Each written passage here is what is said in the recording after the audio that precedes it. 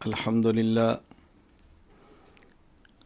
لله نحمده ونستعينه ونستغفره ونؤمن به ونتوكل عليه ونعوذ بالله من شرور أنفسنا ومن سيئات أعمالنا من يهده الله فلا مضل له ومن يضلل فلا هادي له ونشهد أن لا إله إلا الله وحده لا شريك له ونشهد أن سيدنا ومولانا محمدا عبده ورسوله أما بعد فأعوذ بالله من الشيطان الرجيم بسم الله الرحمن الرحيم ومن أراد الآخرة وسعى لها سعيها وهو مؤمن فأولئك كان سعيهم مشكورا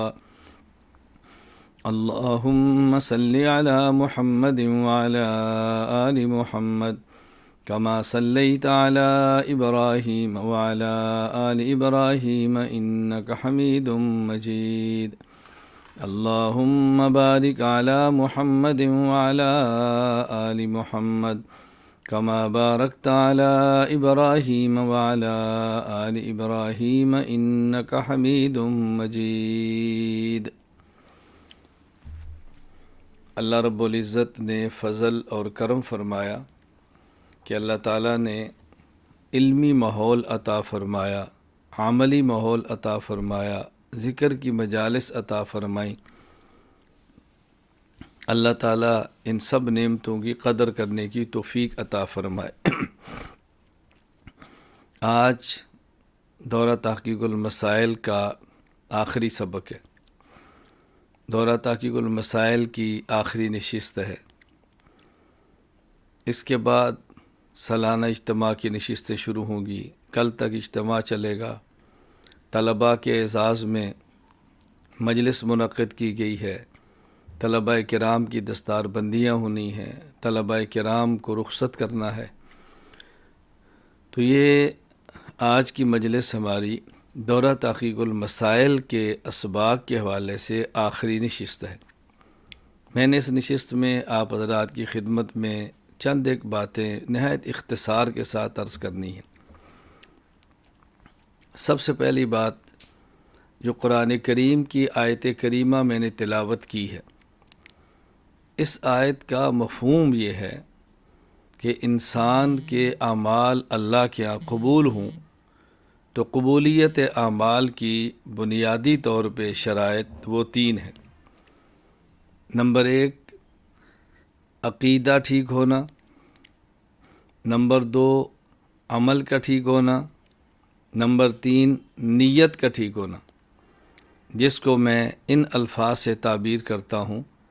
نمبر 1 عقیدہ صحیح ہونا چاہیے، نمبر 2 عمل صالح ہونا چاہیے، نمبر 3 ارادہ اور نیت حسن ہونی چاہیے۔ صحیح عقیدہ، صالح اعمال اور حسن نیت۔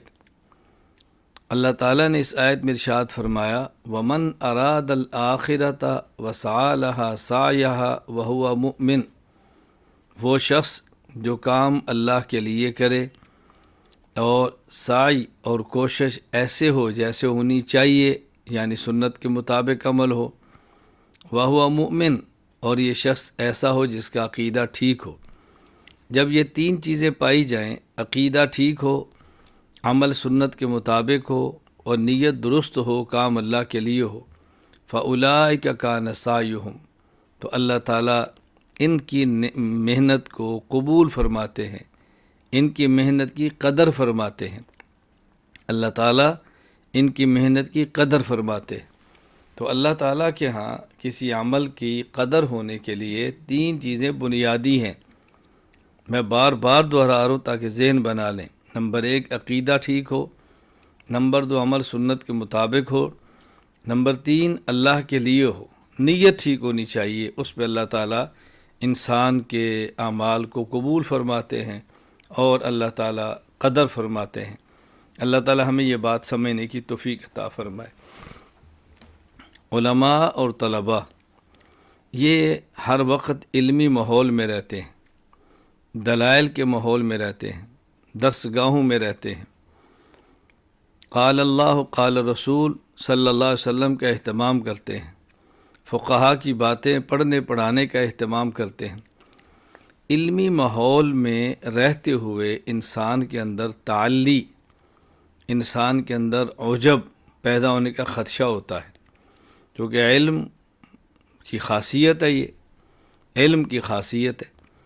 تو علم کے آنے سے انسان کے اندر عجب کا خدشہ ہے، غرور کا خدشہ ہے، کبر کا خدشہ ہے۔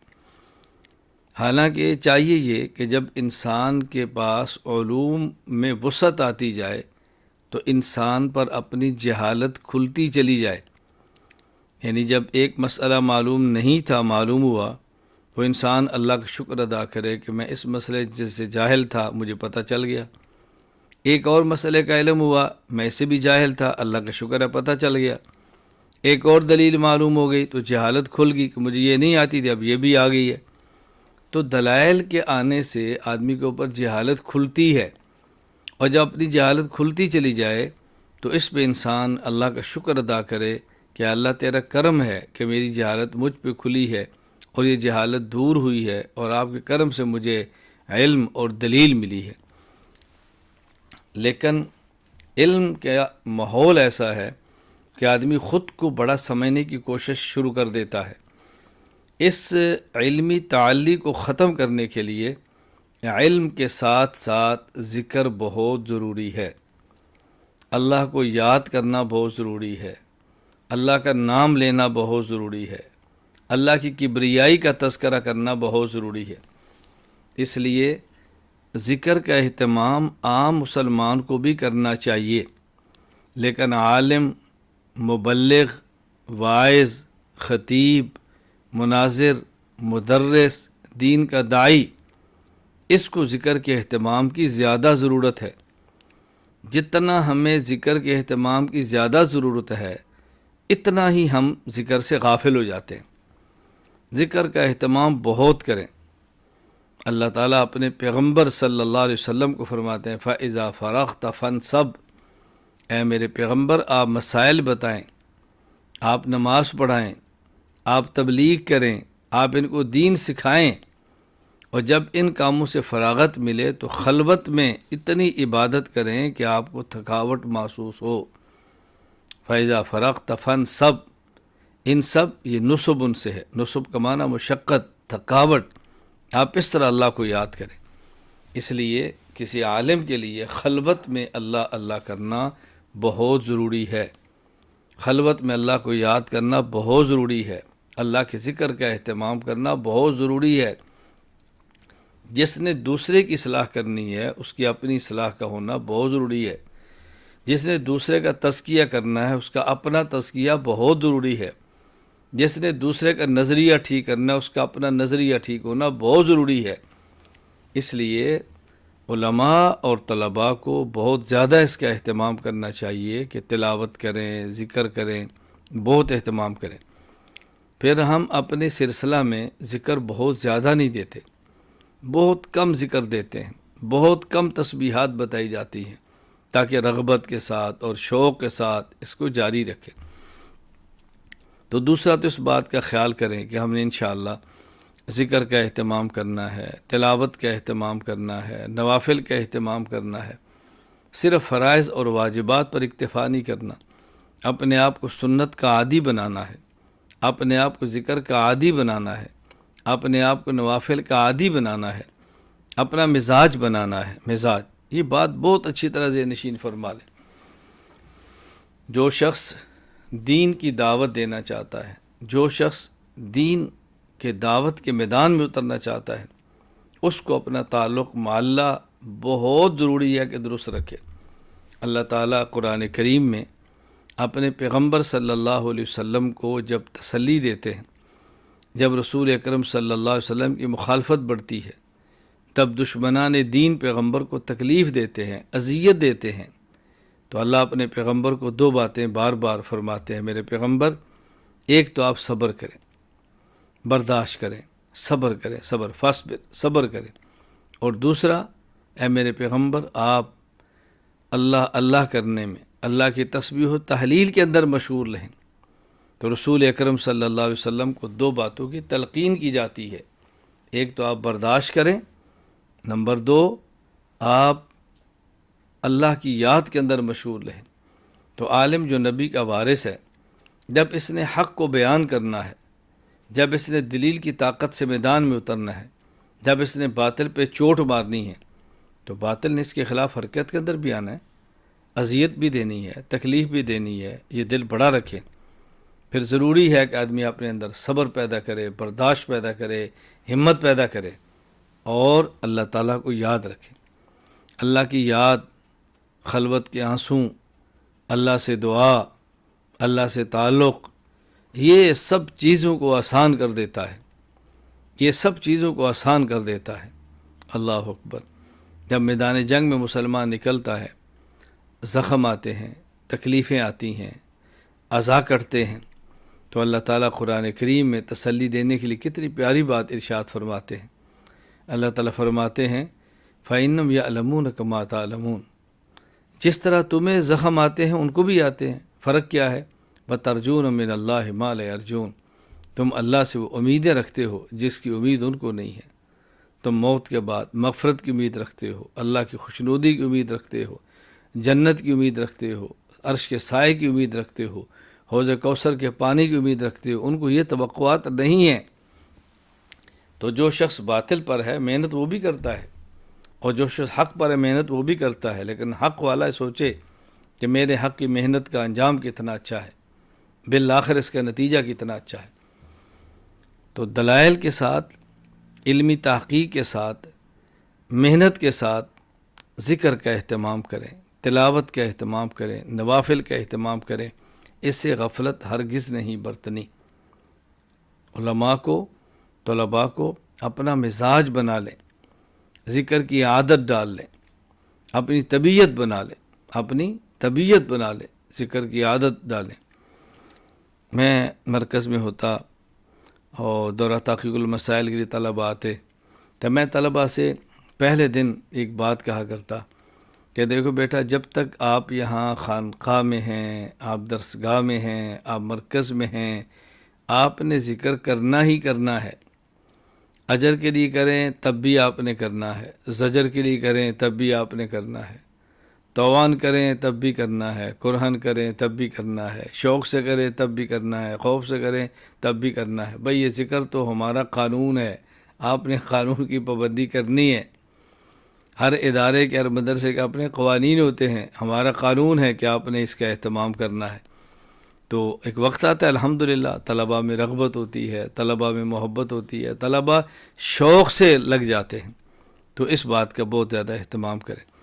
تیسری بات، ذکر کا خود کو عادی بنانے کے لیے، تلاوت کا خود کو عادی بنانے کے لیے، اللہ کا خود کو عادی بنانے کے لیے، نوافل کا عادی بنانے کے لیے کچھ وقت بطور مرید اپنے مرشد کے پاس خانقاہ میں لگائیں۔ ابھی تو آپ دورہ تحقیق المسائل میں عقائد اور مسائل دلائل کے ساتھ پڑھنے کے لیے ٹھہرے ہوئے ہیں، خانقاہ میں وقت گزاریں، یعنی دورہ ختم ہو جائے، اگلے سال پھر آئیں، سال کے درمیان میں اگر موقع ملے پھر آئیں، بقرعید کی چھٹیاں ہوں پھر آئیں، شعبان کے اندر وقت لگائیں۔ یہ چیزیں سیکھنے کے لیے خانقاہ میں وقت لگائیں، جس طرح عقائد کو سیکھنے کے لیے درسگاہ میں بیٹھتے ہیں، مسائل کو سیکھنے کے لیے دارالفتاح میں بیٹھتے ہیں، اسی طرح اللہ کو سیکھنے کے لیے خانقاہ میں بیٹھیں، باقاعدہ وقت لگائیں، اور جب خانقاہ میں اپنے شیخ کے پاس بیٹھیں، خانقاہ میں وقت لگائیں، تو سارے تعلقات کو توڑ کر بیٹھیں، ہر چیز سے کٹ کے بیٹھیں، اپنی توجہ کا محور صرف اور صرف اپنے شیخ کو بنائیں۔ آپ دیکھنا کہ ترقیات کیسی ہوتی ہیں۔ میں نے الحمدللہ ثم الحمدللہ اپنے شیخ عارف باللہ حضرت اقدس شاہ مولانا حکیم محمد اختر نور اللہ مرقدہ کراچی والے پورے 40 دن حضرت کی خانقاہ میں لگائے، 40 دن میں حضرت کے خانقاہ میں گیا 3 دن کی نیت سے، تو انہوں نے فرمایا رک جاؤ، میں 3 دن کے بعد رک گیا، 40 دن گزر گئے تو انہوں نے فرمایا چلے جاؤ، میں آیا، اور میں آج بھی یہ کہتا ہوں کہ اگر حضرت نہ فرماتے مجھے 40 سال بھی رکنے پڑتے تو میں رکا رہتا جب تک شیخ وہاں سے فارغ نہ کرتے۔ نے فرمایا رک جاؤ، میں رک گیا۔ 40 نے فرمایا جاؤ، میں چلا آیا۔ تو میں کبھی ساتھیوں کو یہ سمجھانے کے لیے کہتا ہوں کہ میں نے عقائد کے لیے تو شاید چلہ نہ لگایا ہو، لیکن اپنی اصلاح کے لیے خانقاہ کا چلہ مکمل میں نے کیا ہے۔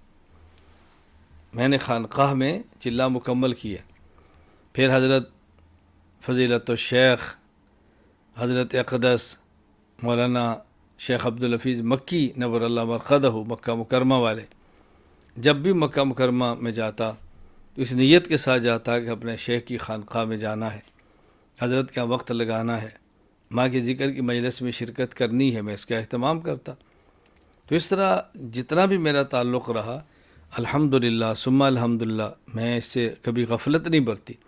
تو میں آپ طلباء سے کہوں گا، ذکر کا عادی بنانے کے لیے، فکر کا عادی بنانے کے لیے، اور نوافل کا خود کو عادی بنانے کے لیے کچھ وقت خانقاہ میں لگاؤ، اور تربیت کی نیت سے لگاؤ، تربیت کی نیت سے لگاؤ۔ بس اوقات انسان وقت بھی لگاتا ہے، شیخ کے پاس ٹھہر بھی جاتا ہے، اور تعلقات چھوڑ کر بھی آتا ہے، اعمال کی پابندی پھر بھی نہیں ہوتی۔ اب آپ دیکھیں، آپ خانقاہ میں ٹھہرے ہیں، مرکز میں ٹھہرے ہیں، اگر یہاں رہ کر بھی اعمال کی پابندی نہ ہو، یہاں رہ کر بھی ذکر کی پابندی نہ ہو، یہاں رہ کر بھی تلاوت کی پابندی نہ ہو، تو واپس جا کر پابندی کیسے ہوگی؟ واپس جا کر پابندی کرنا کتنا مشکل ہوگا۔ ایک ماحول میں رہ کر بھی انسان اعمال نہ کر سکے تو پھر واپس جا کر اعمال کیسے کرے گا؟ شیطان جب انسان دور ہوتا ہے تو اس دھوکے میں رکھتا ہے، کوئی نہیں خانقاہ میں جائیں گے تو وہاں ذکر کریں گے انشاءاللہ، کوئی نہیں خانقاہ میں جائیں گے تو نوافل پڑھیں گے انشاءاللہ، وہاں سے جا کر میں شروع کر دوں گا۔ جب وہاں آ جاتے ہیں تو پھر وہاں کر کوئی اور راستہ دکھاتا ہے، کوئی نہیں یہاں تو وقت گزار لیں، پاس بیٹھ جائیں، مسائل پوچھ لیں، دلائل دیکھ لیں، واپس جائیں گے تو انشاءاللہ اس کی پابندی بھی شروع کریں گے۔ بس ابھی تو سستی ہو رہی ہے، اگلے مہینے سے جا کر میں انشاءاللہ شروع کروں گا، بس اگلے ہفتے سے کروں گا، گھر جا کر کروں گا۔ یہ شیطان کے ہیلے اور بہانے ہیں۔ شیطان کے ہیلے کو سمجھیں، شیطان کی دغا بازیاں سمجھیں، شیطان کی چلاکیوں کو سمجھیں اور اس کی چلاکیوں کا توڑ پیدا کریں۔ اللہ تعالیٰ فرماتا ہے ان الشیطان لکم عدو فاتخذوہ عدوا، یہ شیطان تمہارا یقیناً دشمن ہے، اور اس کو دشمن سمجھو، اس کو دشمن بنا کے رکھو، اس کے وار کو سمجھو اور اس کا مقابلہ کرو۔ اللہ تعالیٰ ہمیں توفیق عطا فرمائے۔ تو خانقاہ میں وقت گزارنے کی کوشش کریں، اپنے آپ کو اس کا عادی بنائیں۔ چوتھی بات، جس طرح عقائد سیکھنے کے لیے درسگاہ میں وقت لگاتے ہیں اور باقاعدہ عقائد دلائل سے سیکھتے ہیں اور اپنا کو استاد متعین کرتے ہیں، مسائل سیکھنے کے لیے دارالفتاء میں جاتے ہیں، مفتی کا تعین کرتے ہیں، مفتی صاحب سے رابطہ کرتے ہیں، اسی طرح اخلاق کے لیے خانقاہ سے رابطہ کرنا، بیعت کرنا، اپنے شیخ کو سے تعلق بنانا اور شیخ بنانا، یہ بہت ضروری ہے، یہ بہت ضروری ہے۔ تو بیعت کا اہتمام کرنا چاہیے، بغیر بیعت کے نہیں رہنا چاہیے۔ یہ بات میں ضرور سمجھاتا ہوں کہ بیعت ایسے شخص سے کریں، نمبر ایک اس کے ساتھ اپنا آپ کا مزاج ملتا ہو، نمبر دو ان کے ساتھ آپ کا رابطہ رہتا ہو۔ اگر مزاج نہ ملے بیعت کا تب بھی فائدہ نہیں، اور اگر مزاج مل جائے اور رابطہ نہ ہو تب بھی بیعت کا نفع نہیں ہوتا۔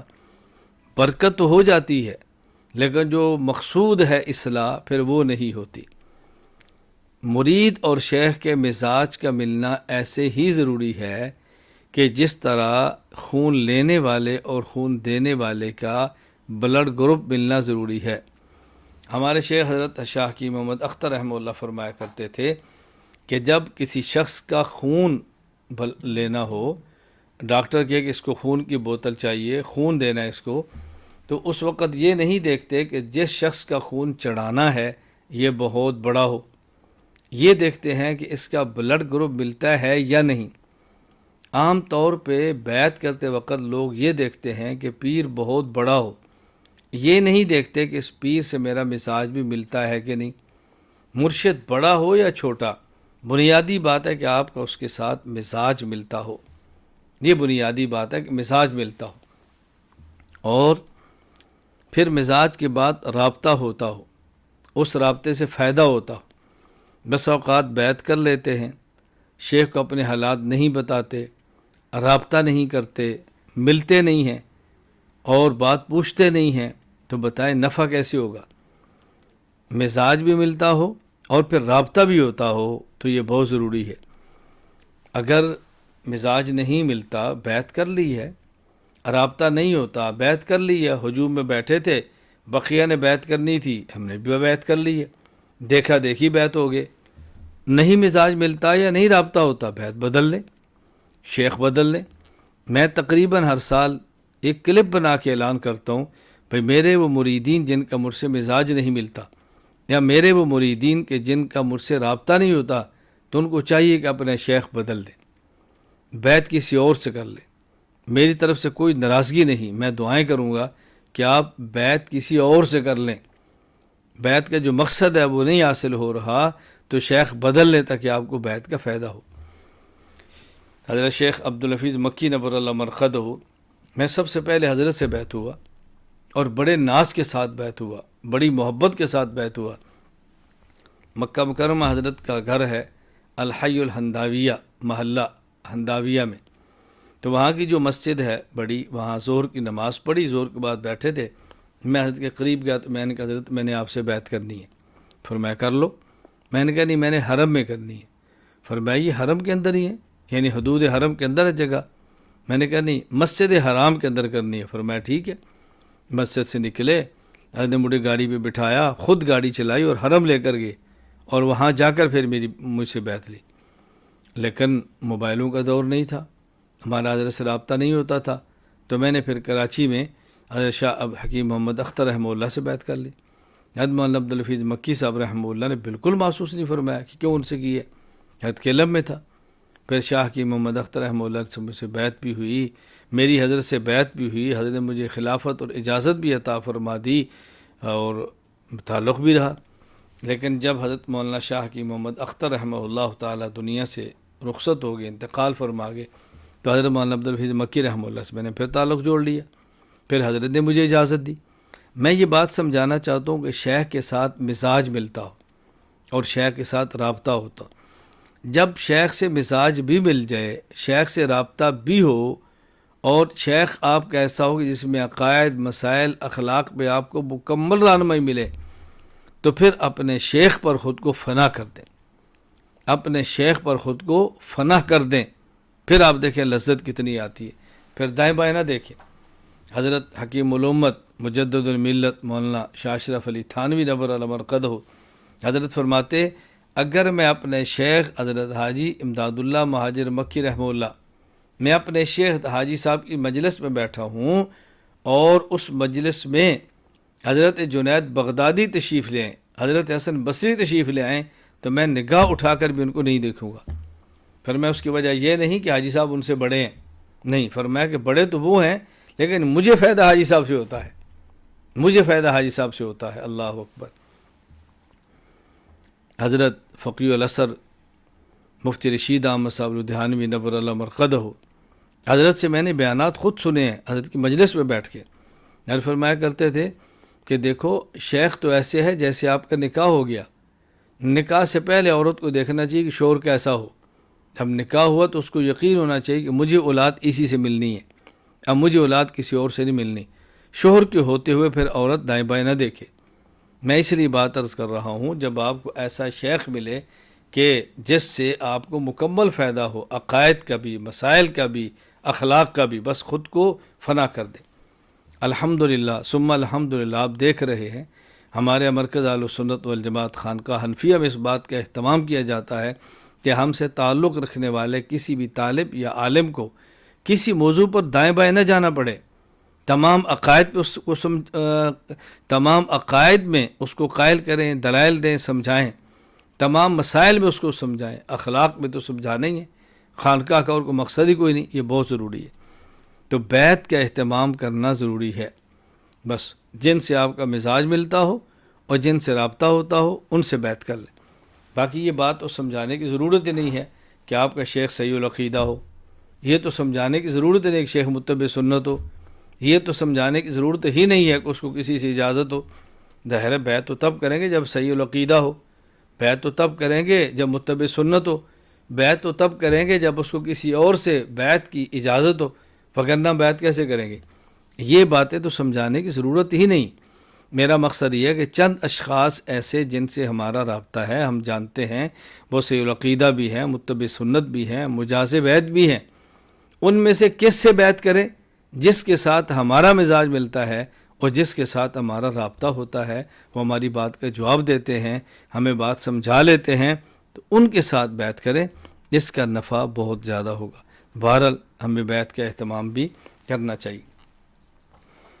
بیعت کے بعد دو چیزوں کا خیال ضرور کریں۔ نمبر ایک، اپنے حالات کی شیخ کو اطلاع دیں۔ نمبر دو، شیخ کی ہدایات کی اتباع کریں۔ حکیم الامت مجدد الملت مولانا اشرف علی تھانوی رحمہ اللہ نے بہت پیاری بات فرمایا یہ دو چیزیں ذہن میں رکھ لیں۔ نمبر ایک، حالات کی اطلاع اور ہدایات کی اتباع۔ اپنے حالات کی شیخ کو اطلاع کریں اور اپنے شیخ سے ملنے والی ہدایات کی اتباع کریں۔ آپ دیکھیں پہ ترقیات کیسی ہوتی ہیں، آپ دیکھیں اللہ تعالیٰ عروج کیسے دیتے ہیں، آپ دیکھیں پہ روحانی ترقی کیسی ہوتی ہے، اللہ تعالیٰ گناہوں سے جان کیسے چھڑاتے ہیں، اللہ تعالیٰ بندے پر کیسے فضل اور کیسے کرم فرما دیتے ہیں۔ اس کا بہت زیادہ خیال کریں۔ جب ان چیزوں کو مد نظر رکھیں گے تو انشاءاللہ العزیز آگے چلنا بہت آسان ہوگا۔ تو میں نے بہت مختصر سی بات آپ کی خدمت میں پیش کی ہے۔ نمبر ایک، اعمال کے قبول ہونے کے لیے بنیادی طور پہ 3 شرطیں ہیں۔ عقیدہ ٹھیک ہو، عمل سنت کے مطابق ہو اور نیت ٹھیک ہو۔ نمبر 2، طلباء علماء کو تلاوت قرآن کریم، نوافل اور ذکر کا اہتمام عام لوگوں سے زیادہ کرنا چاہیے۔ نمبر 3، خانقاہ میں وقت لگائیں۔ جس شیخ سے بیعت ہو اس شیخ کی خانقاہ میں وقت لگائیں تربیت کے لیے۔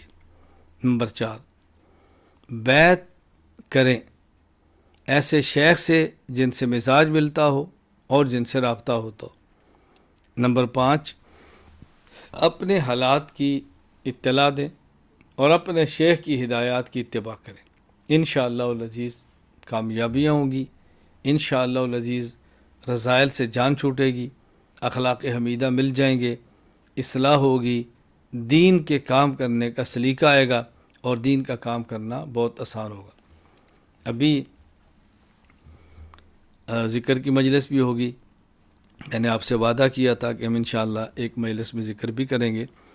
بس یہ ذہن نشین فرما لیں کہ جو مجھ سے بیعت ہوتے ہیں میں ان کو 4 سلسلوں میں بیعت کرتا ہوں، سلسلہ قادریہ، چشتیہ، سہروردیہ اور نقش بندیہ، لیکن اذکار ان کو سلسلہ چشتیہ کے دیتے ہیں۔ سلسلہ چشتیہ کے اذکار میں 12 تسبیحات ہیں۔ نمبر 1، 200 مرتبہ ذکر نفی و اثبات، لا الہ الا اللہ، لا الہ نفی ہے، الا اللہ اثبات ہے، ذکر نفی و اثبات۔ 4 تسبیحات ذکر اثبات، الا اللہ الا اللہ الا اللہ۔ 6 تسبیحات ذکر اسم ذات 2 ضربی، ذکر اسم ذات یعنی اللہ اللہ 2 ضربی، ضرب جھٹکا دینا، 2 مرتبہ جھٹکا دیں، یعنی اللہ 2 مرتبہ پڑھیں، لیکن جب گنتی کریں گے تو 1 مرتبہ گنیں گے، اللہ اللہ اللہ اللہ اللہ اللہ اللہ اللہ اللہ اللہ۔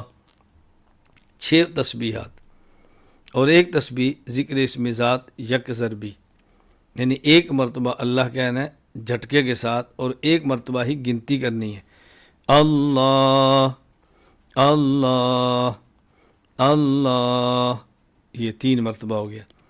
تو یہ ہے 12 تسبیحات، اچھی طرح سے نشین فرما لیں۔